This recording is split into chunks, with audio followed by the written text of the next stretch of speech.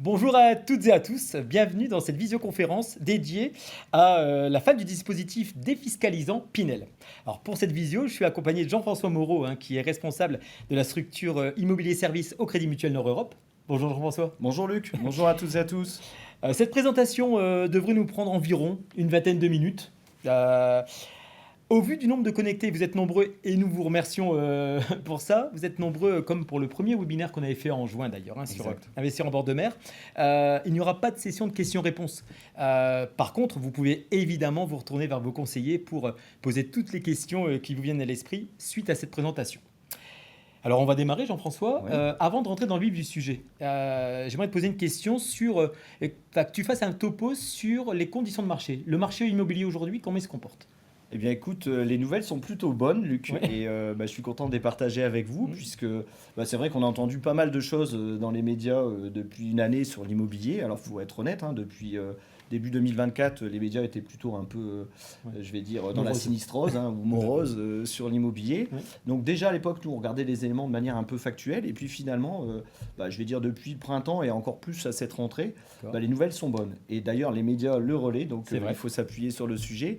La première bonne nouvelle, c'est les taux. Les taux baissent. Et D'accord. donc, finalement, allez, je vais dire en quelques mois, quasiment en une année même, les investisseurs, les acquéreurs, ceux qui souhaitent acheter dans l'immobilier, ont gagné entre 20, 25, parfois 30 000 euros de pouvoir d'achat. Ça veut dire D'accord. qu'en un an de temps, on a gagné de la pouvoir d'achat. Donc ça, naturellement, ça a fait revenir les investisseurs sur le marché. Et donc, Bien du sûr. coup, le marché est un peu plus porteur sur ce début de rentrée. Ouais. L'autre élément, c'est les stocks et le permis de construire. Alors, il y a un phénomène d'opportunité. Pourquoi? Parce que, à l'instar de nouvelles connexions qu'on doit lancer, les promoteurs souhaitent aussi lancer de nouveaux programmes. Mais pour lancer de nouveaux programmes, il faut aussi, je vais dire, commercialiser les biens qui sont déjà construits ou en cours de construction. Et donc, il y a finalement une offre qui a tendance à se réduire. Et D'accord. comme elle se réduit, il y a quelque part de moins en moins de lots. Donc, il y a un phénomène d'opportunité à aller chercher entre D'accord. les taux qui baissent, les investisseurs qui reviennent et l'offre qui a un peu tendance à se réduire sur cette fin d'année. D'accord. Une offre qui a tendance à se réduire, mais qui pour autant va aussi réduire les prix. Parce que on entend dans les médias que certains promoteurs n'hésitent pas à baisser aussi les prix pour dire de liquider les stocks. C'est ça, c'est Justement. exactement ça. C'est-à-dire que depuis le début d'année, il y avait des offres commerciales qui étaient là, mais sur cette fin d'année, qui est toujours une période assez propice à Mhm. l'investissement immobilier, parce que tout le monde reçoit son avis d'imposition, certaines personnes se disent, mince, il est temps que je fasse quelque chose. Donc fin d'année, il y a toujours un engouement des investisseurs sur le marché de l'immobilier, et les promoteurs, comme je le disais, souhaitent eux, lancer leur nouvelle collection. Donc du coup, il y a des offres, et aujourd'hui, il n'est pas rare, alors forcément, d'avoir des frais de notaire offerts, des réductions par pièce, et des offres qu'on avait, je veux dire, régulièrement. Mais là, on a des 25, 30 000, des fois 40 000 euros de réduction sur certains lots. Donc il y a vraiment de belles opportunités à saisir. D'accord. Est-ce que je me trompe si je dis qu'entre la baisse des taux, les lots disponibles et les rabais consentis par les promoteurs sur certains lots, on allait sur un an et demi, 2 ans, on a quasiment gagné une pièce à investissement égal? C'est ça, on a coutume de dire qu'on a gagné des mètres carrés. Alors tu parles C'est de ça, pièces, en c'est gros? tout à fait ça. C'est-à-dire en un an et demi, entre les taux qui baissent, entre les offres du moment, on a gagné finalement une pièce par rapport à l'investissement qu'on souhaitait faire. C'est exactement ça, Luc. D'accord, bon, ça va, j'ai bien, j'ai bien suivi. On parle d'opportunités commerciales. Qu'en est-il de la fiscalité? C'est d'actualité, je pense. Alors oui, je l'ai dit, fin d'année, c'est toujours un moment où les investisseurs qui payent un peu d'impôts souhaitent justement essayer de trouver des solutions pour payer moins d'impôts. Il y a une opportunité cette année, c'est que en cette fin d'année 2024, c'est la fin du dispositif Pinel. Le dispositif Pinel, c'est une loi défiscalisante pour les investisseurs immobiliers. Et là, pour le coup, 31 décembre 2024, le couperet tombe et on ne pourra plus en 2025 bénéficier du Pinel. Alors, j'allais dire, je te coupe, mais j'ai l'impression d'entendre ça tous les ans. Pinel, j'en ai déjà entendu parler. Oui, les taux se sont réduits. Et puis j'ai en tête, alors c'est peut-être l'historique qui fait que, mais avec l'expérience, que quand une loi défiscalisante s'arrête, une autre prend le relais. Mais J'ai c'est quelques exemples en tête. ouais, c'est normal que tu aies ça en tête parce Ouais. que en effet, Hmm. depuis 1986, ça fait donc quasiment, allez, je vais dire 40 ans, Ouais. des lois défiscalisantes se sont succédées. C'est-à-dire qu'à chaque fois qu'un dispositif qui incitait l'investisseur à acheter de l'immobilier via un mécanisme de réduction d'impôt disparaissait, il y en a un autre qui prenait le relais. Alors, il y a des noms qui nous reviennent. Hein. Le premier, c'était la loi Méhaignerie en Ouais, 86. Hein, Moi, j'ai Périssol, moi. Ouais. Donc, Alors, Ménuret, je l'ai pas connu, mais Périssol, oui. Périssol, il y a De Robien, Borloo, Cellier, enfin plein de lois qui se sont succédées. D'accord. Là, quand on parle d'opportunités fiscales et de couperets, c'est que cette année, et ça c'est effectif, il n'y aura plus d'autres lois grand public sur l'investissement immobilier défiscalisantes. C'est-à-dire que à partir de 2025, l'État a décidé, enfin le gouvernement a décidé de ne pas remettre de nouvelles lois défiscalisantes grand D'accord. public. Donc il y a vraiment une notion de dernière chance dans cette fin de loi Pinel. D'accord. Alors, on parle de Pinel. Moi, j'ai entendu parler de Pinel Plus. Pinel Plus. Est-ce que tu peux aller faire un retour rapide sur ce que c'est? Alors en fait, le dispositif Pinel par lui-même, il est assez simple, puisque vous investissez dans l'immobilier et le montant, de votre investissement est éligible à une réduction d'impôt. Dans le cadre de la loi classique Pinel, c'est Oui. 14%. Ça veut dire que tu D'accord. achètes un bien de 200 000 euros, et ben, tu pourras bénéficier de 14% de 200 000, donc 28 000 euros D'accord. de réduction d'impôt étalée sur 12 ans. D'accord. Et pour le Pinel Plus, puisqu'il y a en fait une loi défiscalisante, donc Pinel et Pinel Plus, on pourra aller jusqu'à 21%. Donc là, tu investis 200 000 et D'accord. ça aura 42 000 euros de réduction d'impôt que tu auras également étalé sur 12 ans. Bon, moi, ça m'intéresse plus Pinel Plus. D'emblée, comme ça, je veux dire, moi, je vais partir sur le Pinel Plus. Mais je me doute, c'est vrai, quand on voit 14 et 21, spontanément, on se dit autant investir immédiatement dans le Pinel Plus. Alors, le Pinel Plus, pour être éligible au Pinel Plus, il faut respecter certaines normes d'habitabilité, de superficie. Donc, il faut de la double exposition, il faut une superficie minimum, il faut parfois des balcons avec D'accord. une superficie également minimum. Donc, des expositions qui doivent être respectées. Donc, c'est assez restrictif. Et c'est forcément des budgets plus élevés en termes d'investissement. Donc, je pense qu'il n'y en a pas une qui est mieux que l'autre. Par contre, il faut voir en fonction de la situation de chacun, quelle est celle qui est la plus pertinente, exactement. Ok. Mais c'est vrai que au départ, je me disais 14-21, il y a forcément la différence. Tu m'as bien éclairé sur le sujet. Ce dispositif, est-ce qu'il est éligible sur le territoire français dans sa globalité? Et toujours, est-ce qu'on a des lots? Est-ce qu'on a un stock de lots à disposition de nos clients pour en faire bénéficier? Et allez, si on vient sur nos territoires qui composent le CMNE, hein, le Crédit Mutuel Nord-Europe, est-ce qu'on a des lots aussi suffisants pour répondre aux demandes? Alors oui, sinon on n'aurait pas organisé ce C'est webinaire pour vous porter l'information, mais c'est vrai qu'aujourd'hui, alors il y a quand même un phénomène qu'il faut que vous ayez en tête, c'est que l'offre a tendance à se réduire et donc il y a vraiment ce sentiment d'opportunité à saisir, puisqu'on l'a dit dans l'introduction. Mais si on regarde une photo, je vais dire globale de la France, c'est aujourd'hui au niveau du Crédit Mutuel, hein, parce qu'il y en a plus, mais on vous expliquera qu'on n'en a sélectionné qu'une partie. Oui. C'est dans notre catalogue aujourd'hui 10 000 lots D'accord. répartis sur toute la France. Alors principalement dans les grandes agglomérations, mais pas que. Il y a des villes de taille intermédiaire qui sont également éligibles Pinel, parce que ça, c'est encadré par l'État. C'est-à-dire que l'État, en fonction de l'attention locative de certaines régions ou de certaines villes, va rendre éligible au dispositif Pinel ou pas. Donc c'est 10 000 lots sur toute la France. Et si je fais une photo plus précise sur notre le territoire du Crédit Mutuel Nord-Europe. Crédit Mutuel Nord-Europe, hein, on va dire le nord de Paris, c'est 700 lots. D'accord. Donc 700 lots, et là, forcément, on retrouve nos grandes agglomérations, hein, Lille, Amiens, Reims. Des belles villes comme Dunkerque. Des belles villes comme Dunkerque qui te sont chères, hein, un petit clin d'œil à l'investissement en bord de mer. Tout à fait. Moi, j'ai parlé de Boulogne-sur-Mer, du coup, qui pourrait être aussi également éligible à la loi Pinel. Ça veut dire qu'on a différentes tailles de villes, du coup, on a aussi différentes gammes de prix, parce que forcément, un bien à Lille ne sera pas le même prix qu'un bien, par exemple, à Armentières. Et pour autant, la tension locative et le rapport locatif peut être intéressant dans ces villes de taille intermédiaire. D'accord. On parle du dispositif Pinel. Là, tu as fait un zoom et on voit bien le nombre de lots. Tu n'avais pas voulu me donner un exemple. Parce que tu sais que je suis un peu têtu. C'est vrai. Quand on était sur le webinaire de juin sur l'investissement en bord de mer, j'avais demandé un exemple et c'était compliqué parce que chaque cas est un cas, on est face à des cas particuliers. Mais est-ce que là, tu peux me donner un petit exemple chiffré, rapide, pour que je puisse voir l'intérêt d'aller vers un investissement dans le cadre de la loi Pinel? Alors cette fois-ci, j'ai acquiescé à ta demande. C'est gentil. Je l'accepte. Oui, on a fait un exemple autant sur l'investissement en bord de mer. Il y avait tellement d'offres que c'était peut-être un peu compliqué de se projeter. Là, je te propose tout simplement de s'imaginer donc acquéreur d'un bien sur l'agglomération lilloise. Ouais. Un bien, voilà, une architecture sympathique, hein, comme tu peux le voir.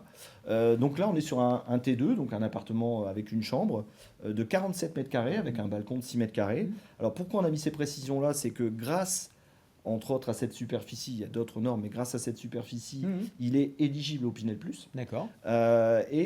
Cet investissement coûte 185 000 euros. D'accord. Donc 185 000 euros, nous forcément pour un investisseur, on invitera toujours plutôt à financer une majeure partie je vais dire, de l'acquisition. Donc on part sur une simulation d'un prêt de 185 000 euros D'accord. sur la durée de 20 ans. Ouais. Donc sur cette simulation, on a en tête l'assurance pour monsieur et pour madame, pour D'accord. bien sécuriser l'investissement sur le financement. Et ça nous fait une mensualité de prêt de 1180 euros. D'accord. Ok. Sur ces 1180 euros, c'est le gros avantage de l'immobilier, hein, c'est le seul placement qu'on peut faire à crédit. Ouais. Donc le gros avantage en plus, c'est que vous ne le payez pas seul, puisque vous allez avoir un loyer. Comme vous l'achetez, Bien forcément, vous aurez un locataire qui, lui, va vous verser 550 euros de loyer. Le loyer, c'est un loyer marché. Dans le cadre de la loi Pinel, il est encadré, mais D'accord. on est bien sur 550 euros de loyer pour ce type d'investissement. Et à ça, je rajoute ma réduction Bah d'impôt. oui, tout à Puisque fait. grâce à cet investissement, sur la période, je vais avoir 21% de la réduction d'impôt sur 12 ans, 21% pardon, des 185 000. Ce qui veut dire que si je résume, mensualité de 1180 euros, moins mon loyer de 550, moins ma réduction d'impôt de D'accord. 310 euros, je me retrouve à un effort d'épargne, parce qu'on appelle ça un effort d'épargne, hein, finalement, c'est ce qu'on Oui, oui. va mettre tous les mois pour se constituer du patrimoine, de 330 euros. D'accord. Donc avec 330 euros par mois, je peux acquérir un bien immobilier qui, plus tard, viendra compléter mes revenus à la retraite ou même me constituer un patrimoine, tout simplement. Merci pour cet exemple, Jean-François. Je t'en Et prie. je rebondis sur la dernière partie de ta phrase, c'est se constituer un patrimoine.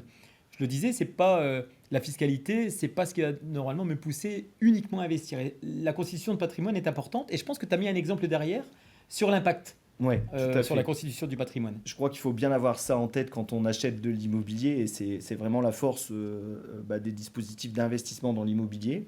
Vous ne le faites pas seul, ça. Ouais. Et comme vous pouvez le voir là, en fait, on a fait une simulation sur 20 ans. Pourquoi 20 ans? Parce que c'est la durée du financement. Sur 20 ans, finalement, il y a 40% qui est payé par la réduction d'impôt et votre locataire. C'est-à-dire D'accord. que vous, dans vos 330 euros d'effort d'épargne que vous faites tous les mois, vous faites qu'une partie de l'investissement, vous payez qu'une partie de l'investissement. Ce Les qui fait 62%. Ouais, les 62% en question, c'est en effet votre effort d'épargne mensuel, mais il y a quand même une grosse partie qui est payée par le locataire et la réduction d'impôt. Et je vais aller un peu plus loin. On a été très prudent dans cette approche parce qu'il y a un élément dont on est sûr, c'est votre mensualité de prêt. Parce Oui. que votre mensualité de prêt, en effet, elle est à taux fixe, elle sera de 1180 euros pendant toute la période.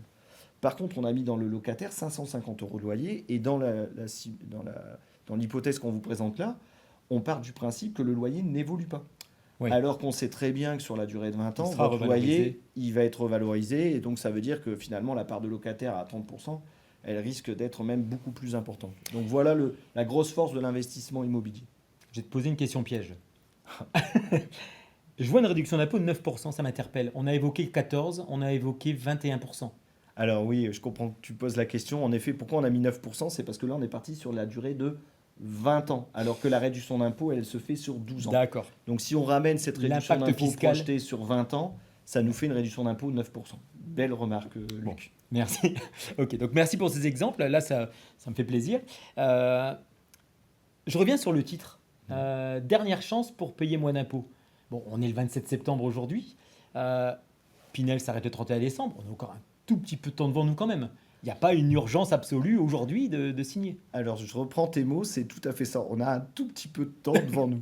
Alors, en effet, il n'y a pas d'urgence à se positionner aujourd'hui ou à fin septembre. Par contre, comme je l'ai dit, c'est une signature notaire au 31 décembre 2024. Ça veut dire qu'il faut que vous signiez votre acte authentique chez le notaire avant le 31 décembre. D'accord. Pour signer avant le 31 décembre, parce que c'est ça qui va rendre éligible au dispositif Pinel, il faut que votre dossier de prêt soit constitué. On sait qu'il y a des délais légaux, pardon, c'est compliqué à dire, Incompressible. incompressibles. En l'occurrence, c'est 11 jours minimum. Donc, quand on fait finalement un rétro-planning, on se dit, pour bien, le temps de monter le dossier de prêt et de faire son choix, il faut pour bien qu'à fin octobre, on ait D'accord. ficelé le projet. Donc, il y a quand même un phénomène de dernière chance. Là où avant d'autres dispositifs prenaient le relais, où on se disait c'est pas grave, on verra l'année prochaine, là pour le coup cette année c'est maintenant Ouais. ou maintenant. Si on veut se constituer le patrimoine pour préparer la retraite et en plus, cerise sur le gâteau, bénéficier de la réduction fiscale, là, il faut se décider C'est ça. très rapidement. Ok. Ça, je suis bien convaincu. Pourquoi le CMNE? Pourquoi le Crédit Mutuel Nord-Europe? Pourquoi le faire avec nous? Alors, on en avait déjà touché quelques mots lors Ouais. de notre investissement en bord de mer. Le gros avantage hein, de passer avec le Crédit Mutuel, c'est d'avoir un interlocuteur privilégié. Mm. C'est votre conseiller, il vous connaît parfaitement. Et l'avantage de passer avec votre conseiller, c'est que dès le début, il sera à même de pouvoir de pouvoir vous proposer ce qu'il y a de plus intéressant. Il sera épaulé d'un conseiller spécialisé dans l'immobilier, bien évidemment, mais lui vous connaît bien, il connaît votre fiscalité, donc il pourra vraiment appréhender et personnaliser l'offre. Avec ce même conseiller, bah, vous voyez finalement tout. Vous voyez Oui. votre financement, Ouais. vous voyez bah, l'étude personnalisée avec l'approche, et en plus, en amont, nous, on a travaillé une sélection de promoteurs, D'accord. parce que le Crédit Mutuel, c'est aussi une agence immobilière, et cette agence immobilière, eh ben, elle sélectionne des promoteurs forcément pour la qualité de livraison Oui, oui. qu'il fait. C'est pour ça que je vous parlais tout à l'heure de 10 000 et Oui. 700 lots. Il y a ces lots-là, il y en a certainement beaucoup plus, mais nous, on a fait une sélection de tout ce D'accord. qu'il y avait pour bah, choisir et retenir que le meilleur. Et en plus, quand on choisit un promoteur, on choisit aussi pour ses garanties. Je vais vous en donner une, par exemple, c'est la garantie financière d'achèvement, parce qu'il peut se passer plein de choses dans la construction. L'avantage, c'est que c'est sécurisé via la garantie financière d'achèvement, donc dans tous les cas, in fine, vous aurez bien un bien qui vous sera livré. Derrière ça, on a le réseau d'agences qui va pouvoir nous aider, parce que dès qu'on aura choisi un promoteur, on va demander aux agences si on a un foncier, un endroit dans sa ville où le promoteur nous dit tiens, je vais lancer un programme là-bas. Eh bien, nous, on va interroger forcément nos collègues des agences en disant on a un programme là-bas, qu'est-ce que tu en penses? Est-ce qu'on y va? Est-ce qu'on peut le proposer à nos clients? Donc, c'est un deuxième tri, donc c'est vraiment très fin. Donc, ça, c'est le gros avantage, encore un des avantages de passer avec nous. Et puis, on a bah, l'envie aussi de donner des bons conseils aux clients. Et le bon conseil aux clients, forcément, il va sous le point du bon sens, c'est de trouver un logement avec une bonne performance énergétique. On le sait, il y a des lois qui vont maintenant contraindre le parc d'anciens à faire des travaux, qui vont même sortir du parc locatif ancien des biens qui sont dits énergivores. L'avantage aussi de passer avec le Crédit Mutuel, c'est que tous nos biens qui sont dans le catalogue répondent à l'exigence énergétique du moment et fait que bah, vous avez un placement durable dans le temps. D'accord. Alors tu l'as évoqué avec la garantie financière de bon achèvement, Ouais. je sais le terme exact, mais il y a aussi le côté protection, protection de nos clients qui est important. C'est ça, c'est-à-dire que, alors on peut le préciser là, dès qu'on va vous proposer ce type d'investissement, on va sécuriser de deux manières, en prenant un service de protection juridique pour tous les liens qui pourraient arriver demain en relation avec le promoteur, et également la gestion locative. Et je crois que ça, c'est le plus important, Bien sûr. puisque la gestion locative, souvent quand on achète dans l'immobilier, on se dit, mon Dieu, mais est-ce que mon locataire va me payer? Est-ce que je vais devoir gérer dès qu'il y a une fuite ou quoi que ce soit? Et ben là, vous n'avez pas le sujet, puisque vous pouvez nous confier la gestion locative, et la gestion locative, elle pourra vous permettre de garantir les loyers, de couvrir les loyers impayés s'il y en avait, pour que ce soit le plus transparent possible pour notre client. D'accord, donc si je ramasse un peu ce qu'on a dit depuis le démarrage, parce que ça fait déjà 17 minutes qu'on est ensemble, on a un contexte de marché qui est plutôt favorable et plutôt très favorable.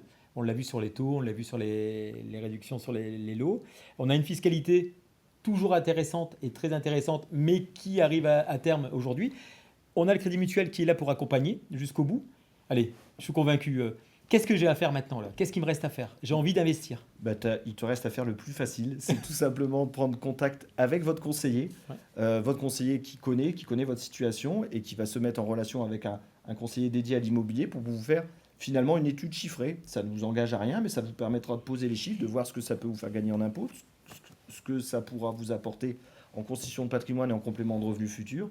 Donc lui, moi je vous invite qu'à une chose, c'est de prendre contact avec votre conseiller suite à ce webinaire pour pouvoir finalement avoir une étude précise et pourquoi pas après passer à l'acte.